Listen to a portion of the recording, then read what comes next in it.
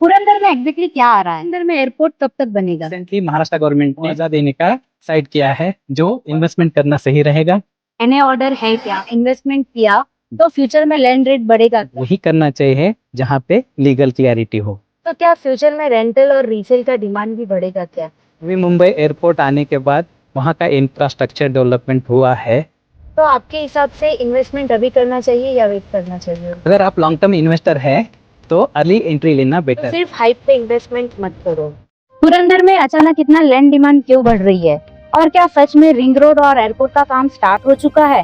And सबसे important, investment अभी करना चाहिए या वेट करना चाहिए? विमानतळाचं 98% भूसंपादन पूर्ण झालं आहे। शेतकऱ्याची संमती 10 जून पर्यंत स्वीकारण्यात येणार आहे. एमएडीसी आणि सिडकोच्या एसपीव्ही मार्फत प्रकल्प उभारला जाणार असून त्याचा पुरंदरचा विमानतळाचा मार्ग मोकळा झाला। 1 जून 2026 पर्यंत जमीन अधिग्रहण पूर्ण करण्यात।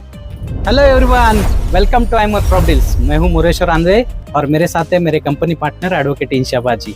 ऑनेस्टली पुरंदर में जो डेवलपमेंट अनाउंस हुआ है उसके बाद पुरंदर को पुणे का नेक्स्ट ग्रोथ कॉरिडोर माना जाएगा और पुरंदर के फ्यूचर इंफ्रास्ट्रक्चर ग्रोथ के ऊपर हमने एक डिटेल में वीडियो बनाया है, जिसका लिंक डिस्क्रिप्शन में जाके चेक कर सकते हैं।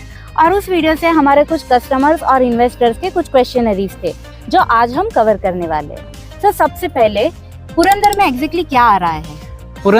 पुरंदर इंटरनेशनल एयरपोर्ट डेवलपमेंट और प्लानिंग के एक स्टेप आगे बढ़ चुका है और जिस भी लोकेशन पे रिंग रोड इंफ्रास्ट्रक्चर जैसे कि दिव्य कुड़ी चांबड़ी में सिटी पार्क अनाउंस हुआ है और उस लोकेशन का फ्यूचर में प्राइस अप्रिसिएशन होता है।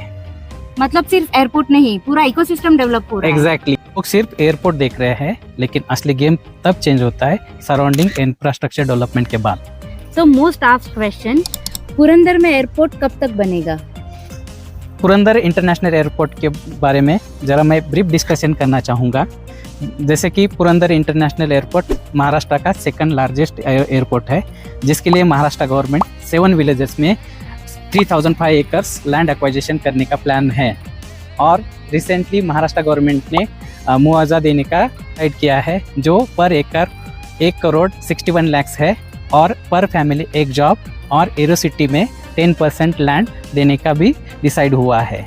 इसके लिए महाराष्ट्र गवर्नमेंट 6000 करोड़ का MIDC के थ्रू लोन सैंक्शन किया है और ये जो लैंड एक्वाइजिशन है 10 जून तक कंप्लीट करने का इन गवर्नमेंट का प्लान है और अक्टूबर-नवंबर से एयरपोर्ट का काम चालू हो जाएगा और महाराष्ट्र गवर्नमेंट एयरपोर्ट ऑपरेशनल करेगी 2029 तक।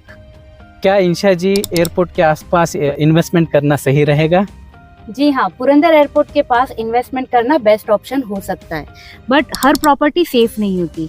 पुरंदर एयरपोर्ट के पास अगर कोई बायर इन्वेस्ट करना चाहता है तो उनको वेरीफाई करना पड़ेगा एनए ऑर्डर है क्या, लीगल टाइटल क्लियर है, लैंड कुछ फ्यूचर एक्विजिशन या रिजर्वेशन जोन में तो नहीं है। इसलिए 7/12 legal title, encumbrance, DP road और टाउन प्लानिंग, ये सब वेरीफाई करना जरूरी है। तो अगर कोई ऐसे लीगल टाइटल क्लियर में इन्वेस्टमेंट किया तो फ्यूचर में लैंड रेट बढ़ेगा क्या?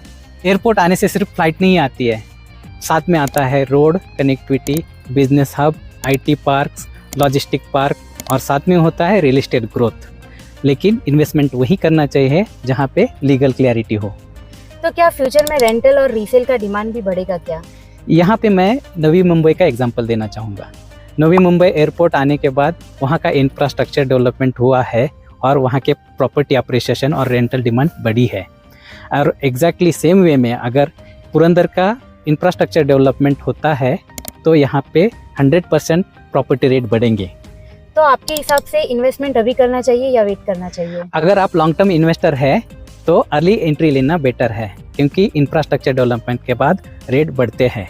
लेकिन हाँ, अगर legal clarity, road connectivity, acquisition या टाउन प्लानिंग क्लियर नहीं है तो सिर्फ हाइप पे इन्वेस्टमेंट मत करो। लीगल टाइटल क्लियर है वो चेक करके ही इन्वेस्टमेंट करना चाहिए। तो अगर रिस्क कम चाहिए तो वेट करो और अगर ज्यादा रिटर्न चाहिए तो लीगल वेरिफिकेशन करके अर्ली एंट्री लो। जो लोग पूना में काफी सालों से रह रहे हैं और इन्वेस्टमेंट कर चुके हैं, वो लोग पूना का इन्वेस्टमेंट पैटर्न जानते हैं। आज से 15 साल पहले खराडी, हिंजेवाड़ी और बानेर में इन्वेस्टमेंट करने के लिए लोग हेजिटेट करते थे, लेकिन जैसे ही इंफ्रास्ट्रक्चर डेवलपमेंट हुआ तो वहाँ पे प्रॉपर्टी रेट और प्रॉपर्टी का डिमांड दोनों बढ़ चुका है। तो क्या अभी पुरंदर अपॉर्चुनिटी जोन में है? हाँ, स्पेशली उन लोगों के लिए जो लोग लॉन्ग टर्म थिंकिंग के साथ अर्ली एंट्री लेना चाहते हैं। अगर आप भी पुरंदर में प्रॉपर्टी इन्वेस्टमेंट एक्सप्लोर कर रहे हैं तो इंशा जी क्या हम प्रॉपर्टी सजेस्ट कर सकते हैं? जी हाँ, अगर आप legally safe and secure investment करना चाहते हैं तो हमारे पास एनए प्लॉटिंग के कुछ मल्टीपल ऑप्शंस अवेलेबल हैं, जिसका प्लॉट साइज स्टार्ट होता है 1000 स्क्वायर फीट से लेके 8000 स्क्वायर फीट तक का, और प्राइस स्टार्ट होता है 2200 रुपीज पर स्क्वायर फीट से। तो अगर आप स्मॉल इन्वेस्टमेंट चाहते हो या लार्ज इन्वेस्टमेंट, हमारे पास मल्टीपल ऑप्शंस अवेलेबल है। उसमें से कुछ ऑप्शंस के ऊपर हमने डिटेल में वीडियो बनाया है जो आप हमारे चैनल पे जाके चेक कर सकते हैं। अगर आप अपना weekend home, long term investment या फ्यूचर होम ढूंढ रहे हो तो हमसे डिस्कस कर सकते हैं। हम आपके रिक्वायरमेंट के हिसाब से बेस्ट प्रॉपर्टी ऑप्शन सजेस्ट करेंगे।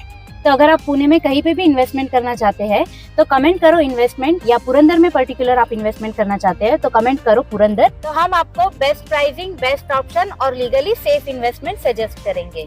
अपना प्रॉपर्टी इन्वेस्टमेंट बुक करने के लिए iMore प्रॉपर्टीज को कांटेक्ट कीजिए। और अगर आपको हमारा वीडियो इन्फॉर्मेटिव लगा हो तो please do like, share and subscribe.